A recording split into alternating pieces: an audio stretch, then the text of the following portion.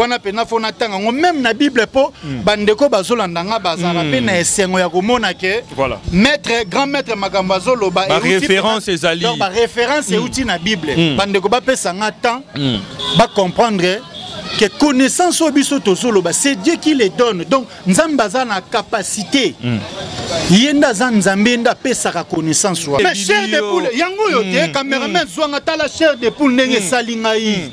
Ah Yoshua Machia. Quel est le motif au balongola va supprimer ba verset mususu na ba livre mususu ya Bible. Eza question qui toko yango na sengi na ba internaute na ba abonné to continuer. Docteur Alphonse Lumanga. Ba papa, ba maman, partout vos alliés, monde entier nyonso, eska boza. Ata o maladie songo etema na vie na yo. O mio mimobo avanda kanga place à mwana. O fibrome quelconque. Maman, solution ezali. Solution ezali. Kisi wana ezate ote batinde lonanu. Place oza, place kisi wana eza place osai. On a place pas ya docteur Alphonse te. Stérilité, on a place te.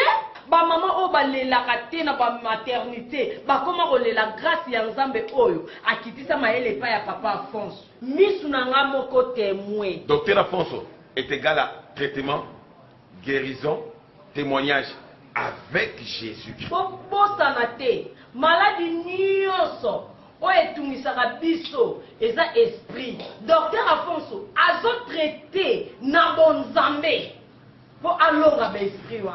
L'agence d'export et d'import, Michel Atlantic Shipping, et bana ya Canada, bana ya USA, bomitungisa lisusu.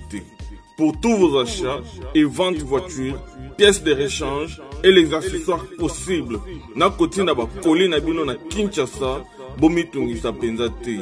Please, bakoya koza koli tinanda. Pour tout contact, benga Michel Lukadi. Plus 1 508 371 60 43 USA na Canada. Pour la Kinshasa, benga na plus 243 89 551 30 38. Michelo Atlantic Shipping. Yaboye. Bazuapi. Raph Ngindou, félicitations pour la promotion, ça la rapport à l'artiste. Que Dieu te bénisse. À qu'on n'ait pas demandé, il n'y a rien en face. Suivez Congo Promo TV avec le PDG Raph Ngindou. Nanenga Mabete, Congo Promo Raph Ngindou. Boga, en tout cas, félicitations, merci si tu es où, mais là. Raph Ngindou, le présentateur la force créative Congo Promo. Boroto, ça la force militaire la Congo Promo. Et faites comme moi, allez voir Congo Promo, tv5.com. Donc au nom de Jésus-Christ, nous bénissons le Congo Promo. Avec Raph Ngindou, Congo Promo ne tombera jamais. Piccolo Congo Promo nde. Ouais, Balobi Raph Ngindou. Congo Promo toujours, grande puissance. Come Congo Promo qui torcos net in a film. Congo Promo, babunda nanango. Raph Ngindou. Congo Promo. What a plus, what a des boss là. Congo Promo deux fois avec les boss Raph Ngindou. Une of me les jeunes leaders de la gueule. Artiste Nayo Yeyo. Congo Promo pour la promotion de toute la culture congolaise qui tape.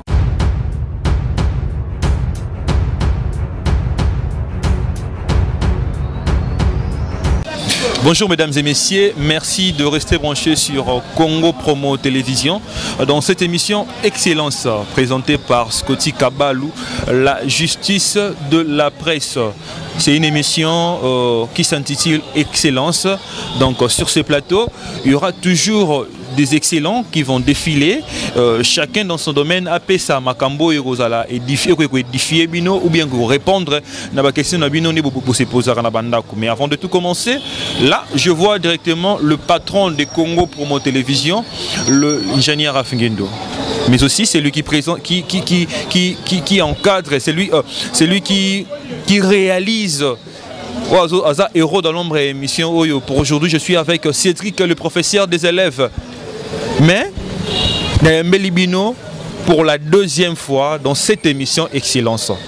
Bien sûr, sur Congo Promo, émission numéro Zébélé, invité dans les cas. Mais ça c'est pour la deuxième fois. Tobeta qui m'a solo la fois passée, mais aujourd'hui Tobeta m'a solo marobo au père édifié bino. Je suis sur ce plateau avec grand maître de sagesse, grand maître Florent Benama.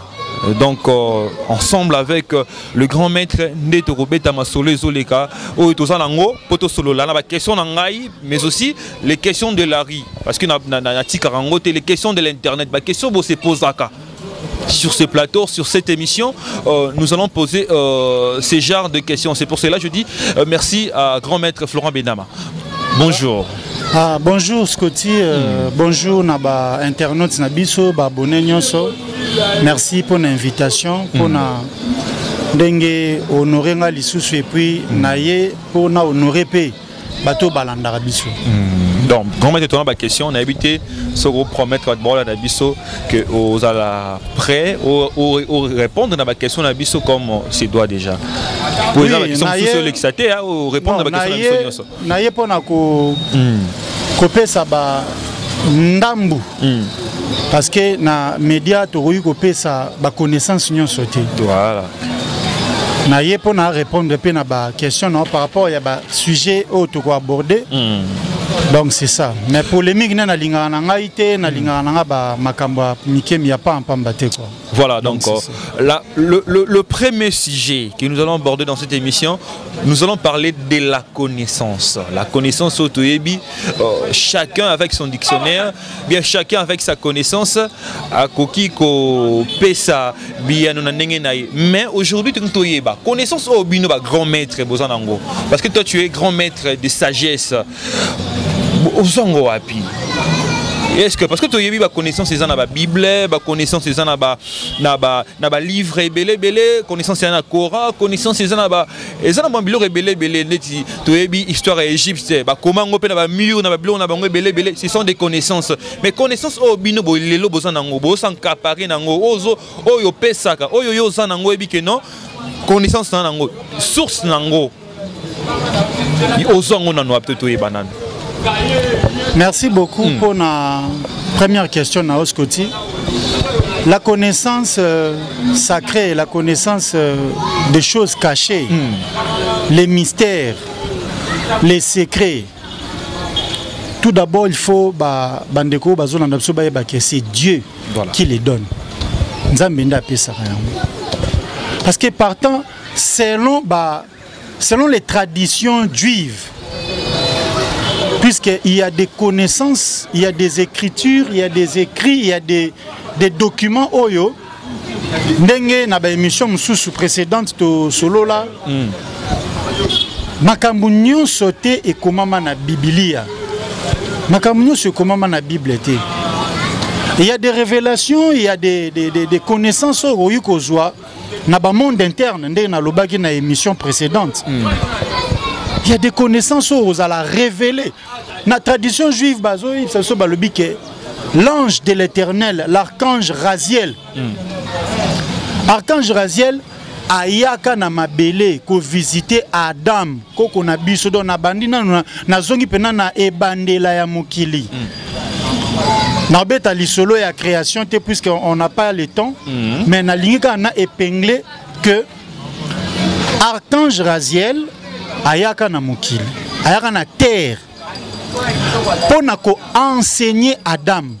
Donc koko na biso ya yambo Adam ba enseigner na archange Raziel. Donc abota mana connaissance te, ba kela na connaissance te. Ba ntango nzambe akeli Adam. Akela qui est moto, mais ba connaissance wana ye moko nzambe atindaka. Archange Raziel. Archange Raziel wana auti wapi. Partant il y a la connaissance kabbalistique, la kabbale juive bien sûr. L'archange Raziel azali régent, donc recteur, il y a sphère énergétique oyo. Tout le monde a un arbre de vie kabbalistique au babengaka Hokma. Yende azali recteur. Il y a sphère énergétique wana. Donc azaloko la deuxième archange après Métatron. Donc énergie wana tangu nzambe aosala ao créer création ezo salama. L'énergie utina aïn sauf aour et na keter et na Hokma. c'est là où maintenant l'archange Otobeni Raziel Azali ko présider. Maintenant, cet archange-là, il y a l'archange instructeur, il y a Adam. Donc, quand on a biso ya yambo, archange Azalaki ko instruire, ayaki ko enseigner, ayaki ko enseigner les lois spirituelles de la nature, les lois spirituelles de la terre. Ayaki ko transmettre connaissance sur les planètes, les étoiles, les astres. Ayaki ko pesa connaissance sur le son. Ayaki ko pesa secret sur le 22 lettres de l'alphabet de l'hébraïque. Alors, et au fur et à mesure, il y a technicité, il y a modernisation, il y a mobilité. On est déjà dès le début. Mais c'est depuis le début. Lorsque Nzambe a accueilli déjà qu'on a biso Adam. Adam a commencé déjà à contact avec les esprits célestes. Comment déjà na contact yango moniteur on a zopé ça enseignement ya que Adam na ba chercheur au bazolanda biso ba initié ba maître ba amoureux du savoir ésotérique ba yebi au ba osala ba recherche c'est Adam koko na biso l'archange Raziel nde appelle ça qui est ba enseignement. Donc c'est à partir de là déjà Moutoua Kotaki déjà na kati ya domaine ésotérique, domaine mystique, domaine occulte, domaine il y a secret, la sapience divine, à côté déjà na magie divine. Parce que ce totali, au mona, même descendance il y a Adam wana, tozui 7, tozui ba Enoch, tozui ba Matusalem, tozui ba Lamek. Enoch avait cette connaissance-là. Enoch avait disparu. Enoch a koufakate, Enoch a 8 mois. Enoch a besoin de connaissance. Enoch a tiki même de connaissance. Oyo, ils ont mentionné dans la Bible, mais ça existe. Oh, chercheur, initié, na moment où Enoch a laissé une grande connaissance. Ya mokilo yo, ya Nzambe. Maintenant, ceux qui te poussent sous musika, toye, wana pena fona tanga, même na Bible po, bandeko bazolandanga bazara pena esengo ya komona ke, maître, grand maître magambazolo ba référence ezali. Donc ba référence est outil na Bible. Bandeko ba pesa ngata, ba comprendre que connaissance au biso tozolo ba c'est Dieu qui les donne. Donc nzamba za na capacité. Yenda za nzambe nda pesa ka connaissance wana. Torotanga bandeko bazo ba big na fay na bango. Voilà. Torotanga na Daniel chapitre 1. Donc Daniel chapitre 1 verset 1 à 21. Totangi wana puis toroya okata torotanga verset 28. Donc Daniel chapitre 1 verset 1 à 21. Toye na Daniel chapitre 2 verset 1 à 28. To sauter toye na Daniel chapitre 2 verset 46 jusqu'à 49. Donc, toujours tanga po awande eko inspiré bisope bande ko ba comprendre esika nzambe apesa ka mutu connaissance o tozana. Voilà. Natangi en l'an 3 du règne de Joachim. Nazotanga la Bible de Jérusalem, on a l'accent po na banda masolo la Bible de Jérusalem kala yango. Cameraman sur ma biso yango. Bible de Jérusalem donc eza arme lourde na ngai. Voilà. Donc arme lourde na nga hormis ba connaissance autozo na ba monde interne, na ba dimension o eza invisible. Voilà. Mais sur le plan physique na ba écrit o ba grand initié, ba grand maître, ba prophète, ba patriarche, ba tika tozo la connaissance PA. OK. Voilà. Donc, la Bible de Jérusalem. Bible de Jérusalem. Nazotanga en l'an 3 du règne de Joachim, roi de Juda, Nabucodonosor, roi de Babylone, s'en vint en Jérusalem et l'investit. Le Seigneur livra entre ses mains Joachim, roi de Juda, ainsi qu'une partie des objets du temple de Dieu. Il les amena au pays de Shinéar et déposa les objets dans les trésors de ses dieux. Le roi dit à Ashpenaz, chef des eunuques, de prendre d'entre les gens d'Israël quelques enfants des races royales ou de grandes familles. Donc, roi Nabucodonosor a sengi na eunuque au combo Ashpenaz. Azwa na kati ya bana Israël. Quelques bana o bazana race royale. Kanga terme on a race royale. O bazana race royale pe bauti na grande famille. Kozwa na kati ya bana Israël bazala savant en science et subtil en savoir. Nazo continue. Voilà. Et parmi bana wana o bazwaka na eunuque Ashpenaz bano bazwaka o roi Nabucodonosor asengaka ke bozwa na kati ya bana Israël bana o bazana race royale bozwa bango boya na bango toko enseigner bango après 3 ans baoza na cour du roi. Mais parmi bana wana yoka bato bazaki parmi bano bazalaki na race royale.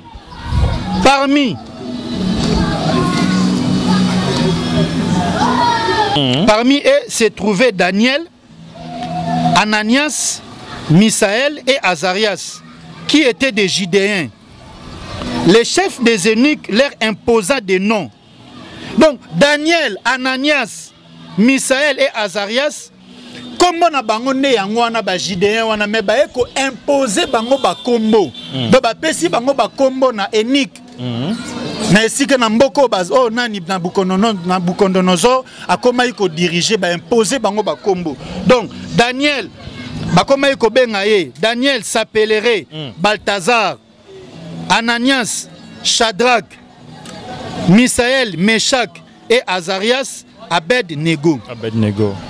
Daniel ayant à cœur de ne pas s'essuyer en prenant part au mets du roi et au vin de sa table, suppliant les chefs des eunuques de lui épargner cette souillure.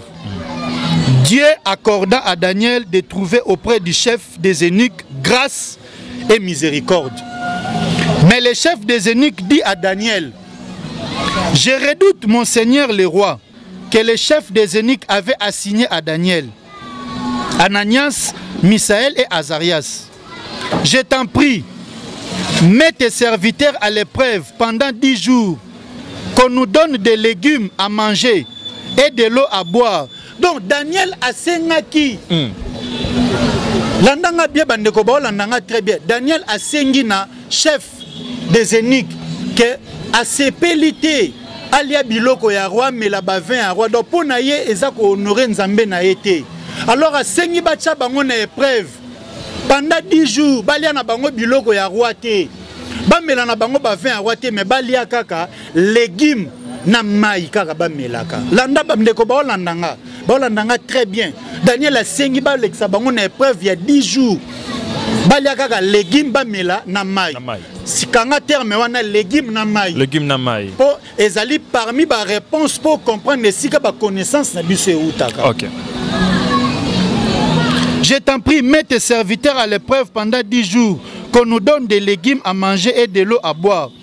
Tu verras notre mine et la mine des enfants qui mangent des mets du roi. Et tu feras de tes serviteurs selon ce que tu auras vu. Il consentit à ce qu'il lui demandait et les mit à l'épreuve pendant 10 jours. Au bout de 10 jours, ils avaient bonne mine et ils avaient grossi plus que tous les enfants qui mangeaient des mets du roi. Dès lors, les gardes supprimant leurs mets et la portion de vin qu'ils avaient à boire et leur donna des légumes. À ces 4 enfants, Dieu donna savoir et instruction en matière de lettres et en sagesse. Telle mystique, telle force, pouvoir yanzambe, tel sika oyo, grand maître de sagesse Florent Benam, azozwa connaissance wana, azwa basekele wana, balekisi Daniel, balekisi Shadrach, Meshach, Abed-Nego, Azarias, Misaël, bakombo ba véritable nom, balekisi bango na épreuve, bango baboya ki kolia misuni ya roi wana, donc baboyi kolia biloko ya roi, baboyi komela ba vin ya roi. Pe ba yebisi na chef des eunuques, okotala ndenge biso tokolia ba légumes na biso na mai. Okotala santé na biso ndenge gosala. Et puis la Bible dit que santé na bango ezala kutu malamda koma minene santé kitoko ke koleka bato bazolia. ba me bana wana mususu ba olia ba me ya roi biloko ya roi na ba vin ya roi bazomela santé na bango ba Daniel ne bazaye kolia ba légumes ba omela na ma ya pamba eleki kutuna ya bana wana tozo continuer. Voilà, nous continuons avec la lecture. OK. Au bout de 10 jours, ils avaient bonne mine et ils avaient grossi plus que tous les enfants qui mangeaient des mets du roi. Dès lors, les gardes supprimèrent leurs mets et la portion de vin qu'ils avaient à boire et leur donna des légumes. À ces 4 enfants, Dieu donna savoir et instruction en matière de lettres et en sagesse. Daniel, lui, possédait le discernement des visions et des songes. Après 10 jours, wana, parce que Bazalaki d'abord, na race royale.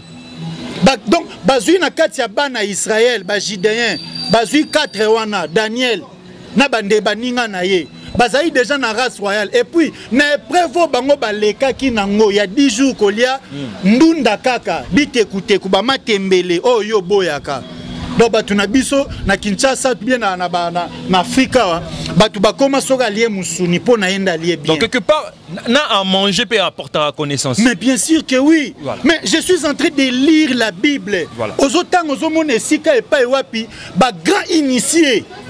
Bato nzamba pesaka connaissance bazaka kolia nini parce que na linga beta lisolo oyo po batu ba comprendre esika nini po tamsu ba kansara tozwango pa satana tozwango soki wapi so pa ba esprit nini c'est Dieu qui donne cette connaissance. Je continue. Voilà. À ces 4 enfants, Dieu donna savoir et instruction en matière de lettres et en sagesse. Daniel, lui, possédait le discernement des visions et des songes. Au terme fixé par les rois pour qu'on les lui amena, le chef des eunuques les conduisit devant Nabucodonosor. Le roi s'entretient avec eux et dans le nombre, il ne s'en trouva pas tels que Daniel, Ananias, Misaël et Azarias. Ils s'interrogèrent donc devant le roi et sur quelques points de sagesse ou de prudence qui les interrogea. Le roi les trouvait 10 fois supérieurs à tous les magiciens et devint de son royaume tout entier. Mais roi Azali ko constater, mon cher Scotty, roi Azali ko constater que Daniel, Azarias, Misaël, Ananias, bazalaki na connaissance plus que même ba magicien, plus que même ba devin. T'as le degré à connaissance on nzamba pesaka. Lelo batu bazolo ba mais grand maître Florent wana za luciférien, aza sataniste, connaissance on a wapi. Mutu soki ya boye, toyebiye, aza mutu soki ya boye na boye ba kisi. Ba magie. Ba magie soki nini. Mais tala ba lobby, roi moni na Daniel. Na Azarias, na Ananias, na Misaël, a moni na kati na bango. Connaissance l'équipe même y a ba magicien, y a ba enchanteur, y a ba devin, y a Zaki na bango. Chapitre 2, verset 1 jusqu'à 28, poto qui est déjà na lombangu. À l'an 2 du règne de Nabucodonosor. Nabucodonosor eut des songes. Son esprit en fit troubler. Le sommeil le quitta. Le roi ordonna d'appeler magiciens et devins, enchanteurs et chaldéens. Nabucodonosor, roi Nabucodonosor, a lotindoto. Voilà. Esprit naye est commis troublé. A salinini, a bengi ba magicien, ba devin, ba o, ba nani, tous les grands yamboka a bengi bango. Ils vinrent donc et s'interrogèrent devant le roi. Le roi leur dit: j'ai fait un songe et mon esprit s'est troublé du désir de comprendre ses rêves. Les Chaldéens répondirent au roi: ô roi, vis à jamais. Raconte les songes et tes serviteurs et nous t'en découvrirons l'interprétation. Le roi répondit et dit aux Chaldéens: que mon propos vous soit connu. Si vous ne me faites pas connaître les songes et son interprétation, on vous mettra en pièces et vos maisons seront changées en bourbiers. Mais si vous me découvrez mon songe et son interprétation, vous recevrez de moi présents et cadeaux et grand honneur. Ainsi donc, découvrez-moi mon songe et son interprétation. Ils reprirent, que le roi dise les songes et ses serviteurs et nous lui en découvrirons l'interprétation. Mais le roi répondit, je vois bien que vous voulez gagner du temps, sachant que mon propos est proclamé. Si vous ne me faites pas connaître mon songe, une même sentence vous sera appliquée. Vous vous êtes entendus pour forger des discours mensongers et pervers devant moi pendant que le temps passe. Aussi, rapportez-moi mon songe et je saurai que vous pouvez m'en découvrir le sens. Les Chaldéens répondirent au roi, il n'est personne sur terre pour découvrir la chose du roi. Et aussi bien, il n'est roi, gouverneur ou chef pour poser pareille question à magicien, devin ou chaldéen. La question que pose le roi est difficile et nul ne peut la découvrir devant les rois, sinon les dieux dont la demeure n'est point parmi les êtres de chair. Alors le roi, s'emportant furieusement, et ordonna de faire périr tous les sages de Babylone. Quand le décret de tuer les sages fut promulgué en cherchant Daniel et ses compagnons pour les tuer. Ba magicien na ba devin na ba nani ba chaldéen ba yebisi na roi ezana mutu moko te na mokili oyo akoki ko interpréter to ko loba ndoto oyo lotaki yo beteli biso liso na ngote biso moyen to répondre eza question moko eza très difficile bakokaki ko interpréter te bakokaki ko révéler te. Alors le Seigneur, le Dieu du ciel a révélé en à Daniel. Alors Daniel a zui le loba azo loba na nzambe bo azo sambe la boye. O eza Bible de Jérusalem. Na lobela rabino Bible de Jérusalem. Mais bozara o comprendre te le lobo okoma o comprendre. Botanga la Bible de Jérusalem parce que eza na makamusu eza na Bible de Jérusalem. Na ba Bible mususu ezate. Yoka prière à Daniel. Voilà. Que soit le nom de Dieu béni de siècle en siècle, car à lui la sagesse et la force. C'est lui qui fait alterner période et temps, qui fait tomber les rois, qui établit les rois, qui donne aux sages la sagesse et la science à ceux qui savent discerner. Lui qui révèle profondeur et secret. C'est Daniel qui prie au Dieu du ciel. Il dit à Dieu, lui qui donne secret et profondeur. Nzambe ne mutape saka secret na ba profondeur ya connaissance wana. Et où taka na nzambe, nga nazu yango na nzambe. Nazu yango place mususu te, nazo continuer. Voilà. Continue de retourner dans ma question. Lui qui révèle profondeur et secret, connaît ce qui est dans les ténèbres et la lumière réside auprès de lui. À toi, Dieu de mes pères, je rends grâce et je te loue de m'avoir accordé sagesse et force. Voici que tu m'as fait connaître ce que nous t'avons demandé. Les choses du roi, tu nous les avais fait, tu nous les as fait connaître. Daniel s'enfuit donc chez Arioc, que le roi avait chargé de faire périr les sages de Babylone. Nakotanga yango te mena lakisi na bandeko. Esika nini connaissance, esika nini secret, esika nini profondeur, esika nini ba chose cachée et utaka. Na pousseni musika na kei na verset 46 à 49 na meka ko clôturer to ke na ba na makamususu.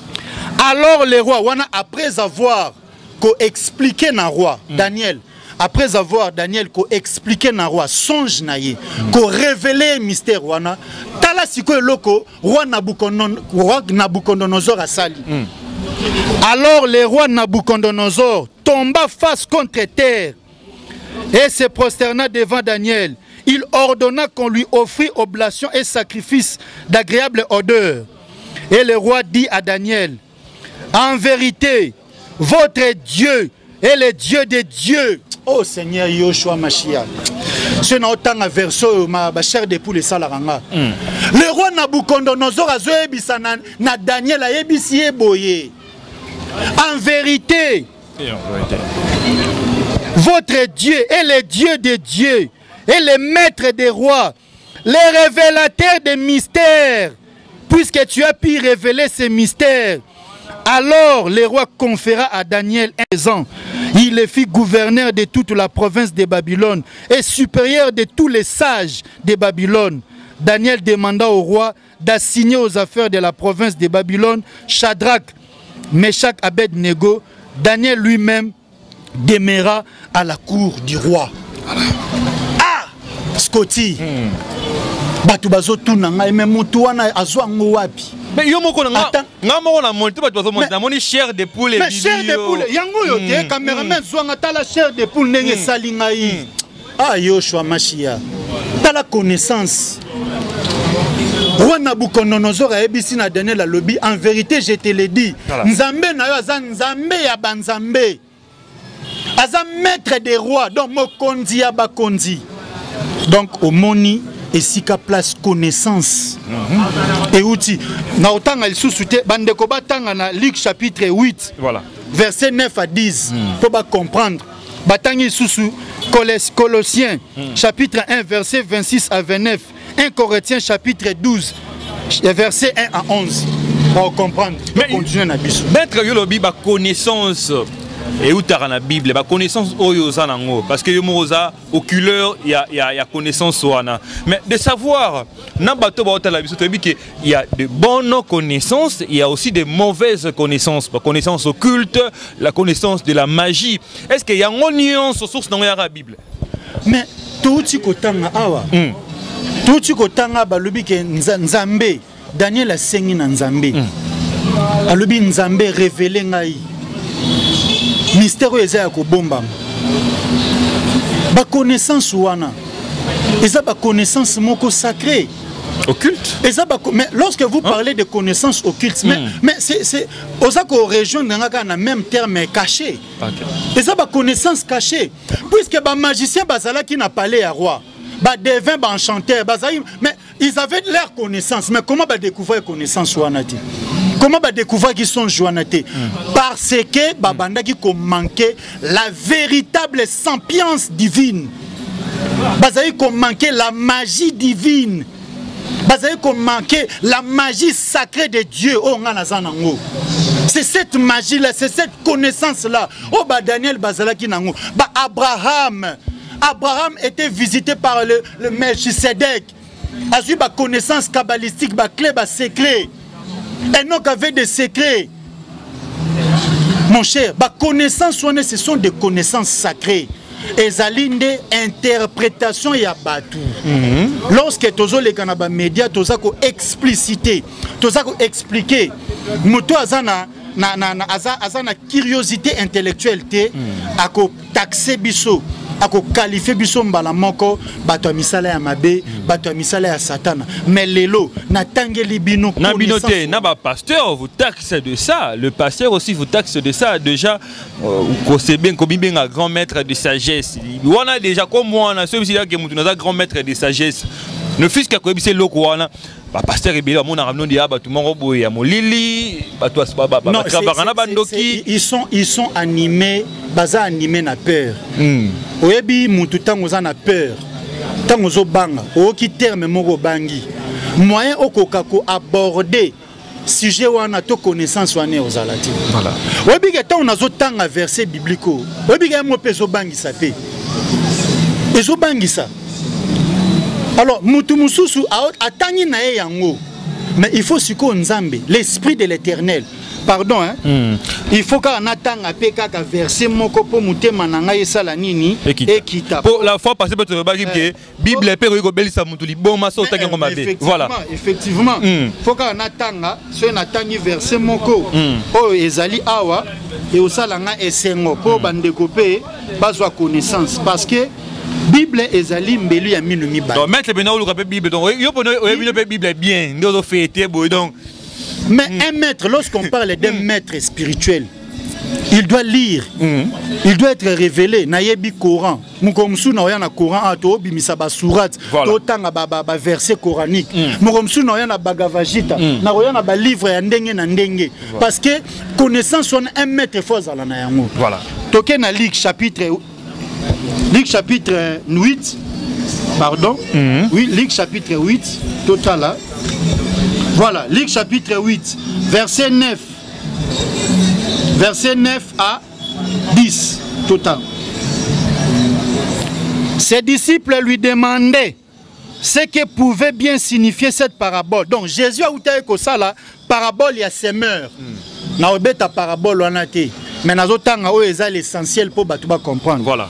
Tant que Jésus a raconté parabole ya semeur, alors ces disciples lui demandaient ce que pouvait bien signifier cette parabole.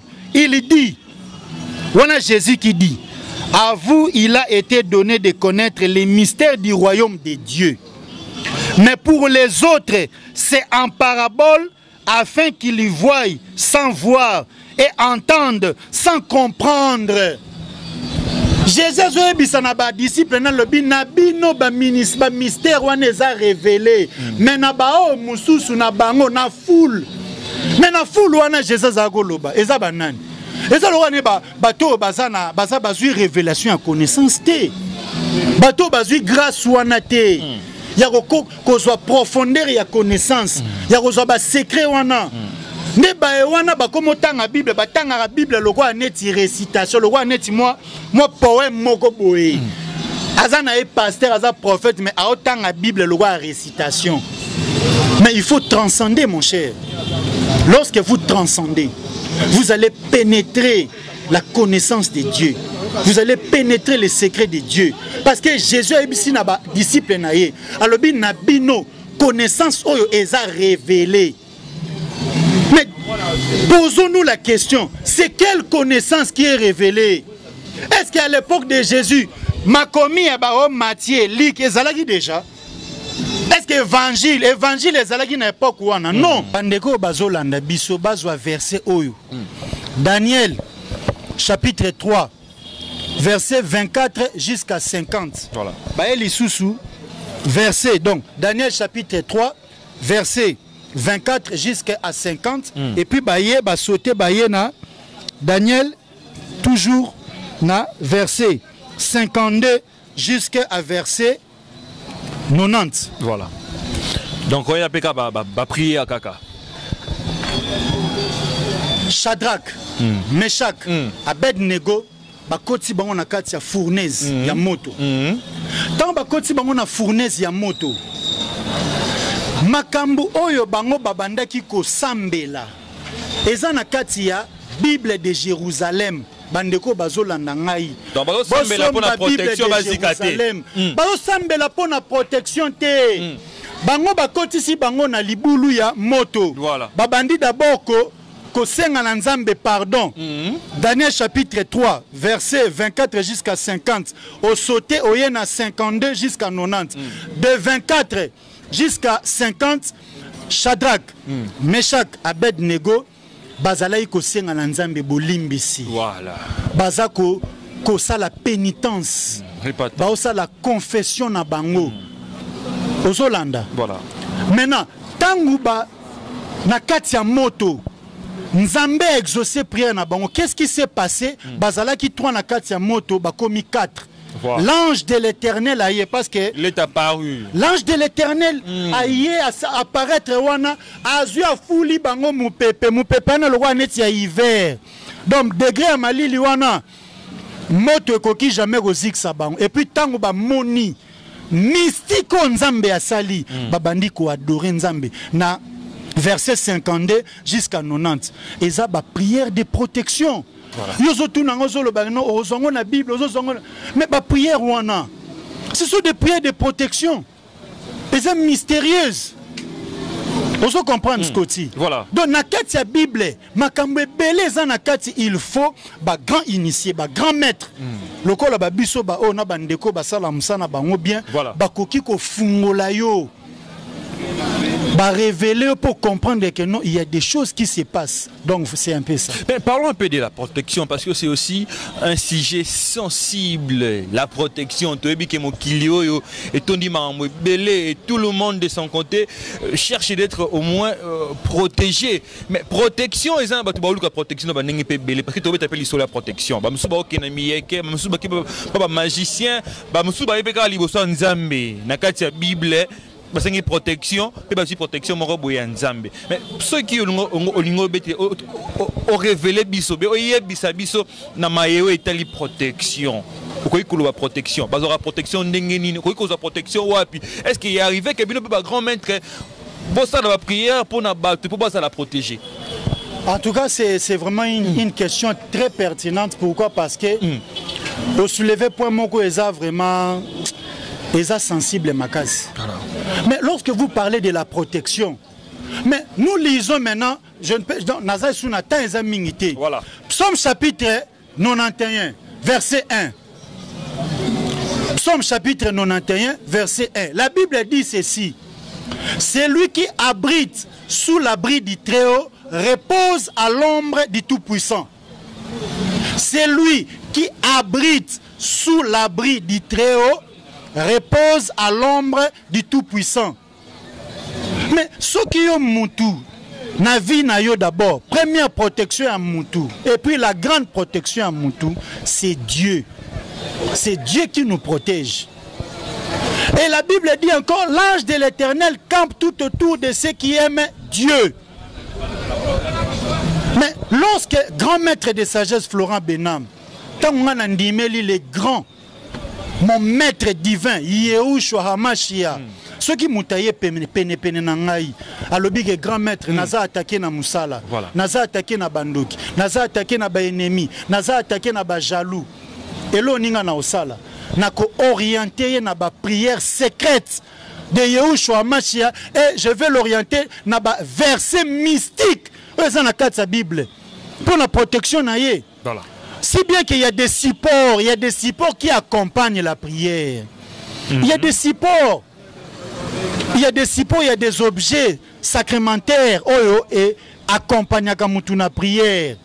Au moni ba détail wana nyonso tant eza na ngol soumingité na ko sepe la peine na ko senga na yo skoti. Voilà. Tout ça la deuxième numéro ou soit donc B. Il y a une émission continuité émission parce que donc tant ils s'ouvrent matin. Mais on a une dernière question avant de chuter dans cette émission parce que c'est une très belle émission, une émission édifiante. Oui, révélé concernant la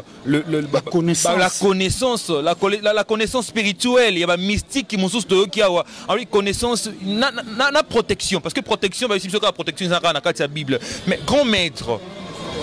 Protection eza na nzambe. Bible eza makomi batu bakomi yango batalisi makambo elekaka na makambo esalamaka. Mais protection ya solo ya makasi eza na nzambe. Mais sikoyo okosala ngo ndenge nini, c'est ça le problème. Il faut se mettre orienté. Mais c'est comme ça. C'est ça. Mettre ne faut pas orienter parce que il y a une manière. Oh yoko sambela. Il y a un nombre de fois qu'on réciter prière moko. On ça la prière on aux en attitude nini. Aux en position ni parce que nous avons 4 points cardinaux. Dans chaque 4 points cardinaux, il y a des archanges. Il y a aussi des démons. Et ça n'a pas de démons. Oh baza on a prière au yozo sala. Bango baza ko intercaler surtout aux en impureté. Na aux assuyé. Prière nous moyen et comme on a octave supérieure, na ba dimension supérieure exatée. Maintenant il faut ba grand maître initié comme nous. To peso ba orientation, il y a ba procédure. Ni no kogi ko sala pour que ba force archangélique Nzambe akoka ko exaucer prière na yo et puis Yehoshua a ordonné na ba ange baya penepena pour na ko batela. La dernière question c'était de savoir parce que vous évoquez qu'on appelle que Bible et bah comment nuance la Bible était. Voilà. Nous voulons savoir en un mot parce que tu dis que maître toi sous Nathan et Belleté connaissance au etikala ya Bible ce qui va verser ce qui va page ya Bible au batia na kati ya Bible était quel ba bombela biso c'est quel motif nini parce que Bible peut n'être que dans mon nene mais egoye peut kozala pe mon nene pe boingo ça les loté quel est le motif au ba longola ba supprimer ba verset mususu na ba livre mususu ya Bible eza question qui toko yango na sengi na ba internaute na ba abonné to continuer. Voilà. Pour émission ça tellement élengi. Voilà. To continuer. Donc bon exciser biso. Mot de la fin aussi maître. Mot de la fin zaka bandeko oyo bazana posa ya okuta na nangai kozwa ngai na nzela ya singa. Nazana 00243 85 054 89 05 plus 243 85 054 89 05. Okoyo kozwanga na Facebook obeti Florent Benam. Okoyo kozwanga na adresse email na ngezali florentbenam florabenam7@gmail.com. Oyepe kozwanga na nzela ya ba chaîne nanga moko obetika kombo nanga ozobe émission nanga ba makamebele na loba wana na kati. Merci pour la disponibilité. Na pamboli bandeko nyonso ba Holandanga na kombo ya Yoshua Mashia bozwa guérison, santé, miracle, prospérité. Ba projet na bino koksama na kombo ya Yoshua Mashia, mon maître et mon guide. Fiat, fiat, fiat. Merci maître. Quant à moi, je dis merci à tous ces gens qui sont restés branchés sur Congo Promo Télévision. Vous qui nous avez donné une attention soutenue, vous étiez là en train de faire cette émission, c'est la fin. Je dis merci au Café Onassis depuis Liège, des papas Onassis Kitoko, Jessie Kumbu et tous les partenaires de cette émission Excellence. Notre numéro est là, veuillez nous contacter, on est vraiment là 24 heures sur 24. Merci à celui qui a réalisé cette émission, Cédric. Merci au Congo Promo, merci au boss de Congo Promo Télévision, l'ingénieur Raf Ngindou depuis Dallas. Merci et bonne évaluation sur Congo Promo Télévision. Au revoir.